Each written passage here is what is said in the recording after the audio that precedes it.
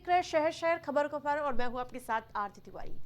आज हम उन महान व्यक्तित्व को याद कर रहे हैं जिन्होंने न केवल भारत बल्कि दुनिया के छात्रों को प्रेरित किया। 15 अक्टूबर को भारत के 11वें राष्ट्रपति मिसाइल मैन और people's president doctor APJ Abdul Kalam का जन्मदिन मनाया जा रहा है। वहीं डॉक्टर कलाम का छात्रों के साथ गहरा रिश्ता रहा था। वे अक्सर कहते थे, सपने वो नहीं होते जो हम सोते वक्त देखते हैं, सपने वो होते हैं जो हमें सोने नहीं देते। उनके जीवन, विचार और व्यक्तित्व ने लाखों छात्रों को प्रेरित किया है।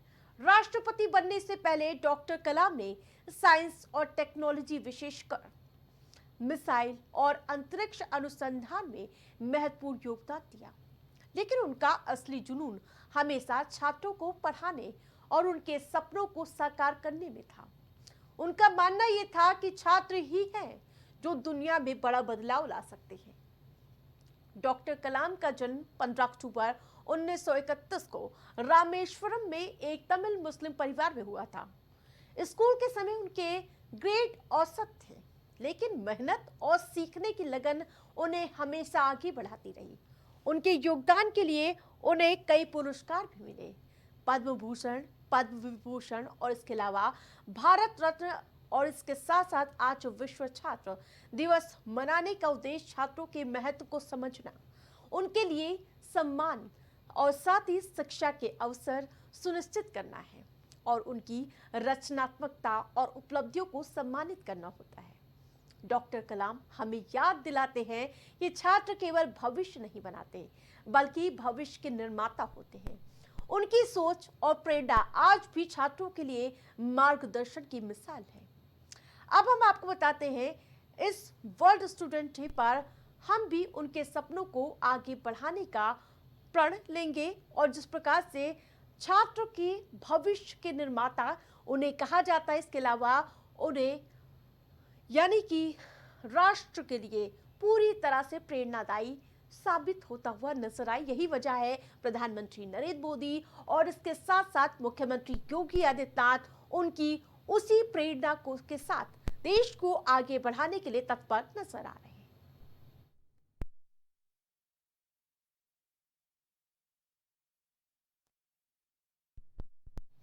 उत्तर प्रदेश की राजधानी लखनऊ में अब ब्रह्मोस मिसाइलें पूरी तरह तैयार हैं।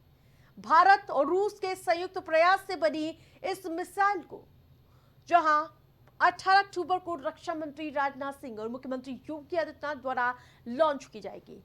लखनऊ के भटगांव में स्थापित ब्रह्मोस मिसाइल निर्माण इकाई में मिसाइलों का निर्माण जारी है।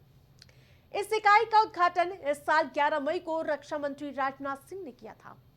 300 करोड़ रुपए की लागत से 80 एकड़ में फैली इस इकाई में हर साल 80 से 100 मिसाइलें बनाई जाएंगी, जबकि भविष्य में इस क्षमता को बढ़ाकर 150 मिसाइलें प्रतिवर्ष करने की योजना बनाई गई है। ब्रह्मोस मिसाइल अपनी तेज रफ्तार और अचूक निशाने के लिए जानी जाती है। ये ध्वनि की गति से लगभग 3 गुना तेज यानी कि मैक 3 के रफ्तार से चलती है और 290 से 400 किलोमीटर तक दुश्मन के ठिकानों को निशाना बनाकर इसे जमीन, हवा और समुद्र से लॉन्च किया जा सकता है और एक बार छोड़े जाने के बाद ये अपने लक्ष्य को स्वचालित रूप से भेज देती है।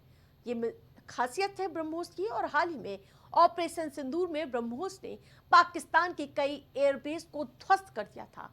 भारत की डीआरडीओ और रूस के एनपीओ कंपनी की ओर से जहां संयुक्त परियोजना में भारत की हिस्सेदारी 50.5% और रूस की 49.5% हिस्सेदारी है। ये मिसाइल भारत की सैन्य ताकत को नई ऊर्जा, ऊंचाइयां देती हुई नजर आएंगी। लेकिन इन सब के बीच ब्रह्मोस मिसाइलों के निर्माण और लॉन्च के साथ लखनऊ और साथ ही भारत दोनों ही रक्षा और टेक्निक क्षेत्र में नए आयाम हासिल करेंगे। ये मिसाइलें न केवल सुरक्षा की गारंटी होंगी, बल्कि देश की ताकत और आत्मनिर्भरता का प्रतीक बन चुकी हैं।